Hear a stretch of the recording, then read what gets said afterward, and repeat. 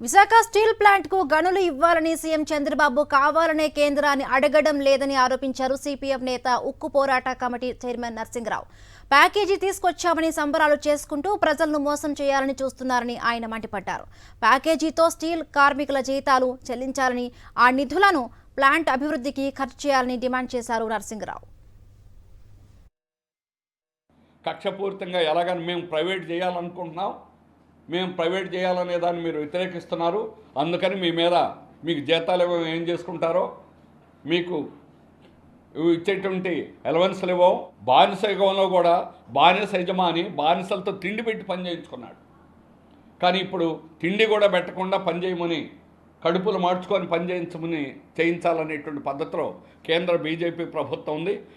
NDA భాగస్వాములుగా ఉన్నటువంటి తెలుగుదేశం కానీ, జనసేన కానీ గజమాలలు వేయడం, పాలాభిషేకాలు చేయడం, దీన్ని గొప్పగా పొగిడి రాష్ట్రంలో ప్రజానీకాన్ని మభ్యపెట్టాలని చెప్పి చూస్తున్నారు. ఇది పచ్చబద్ధం.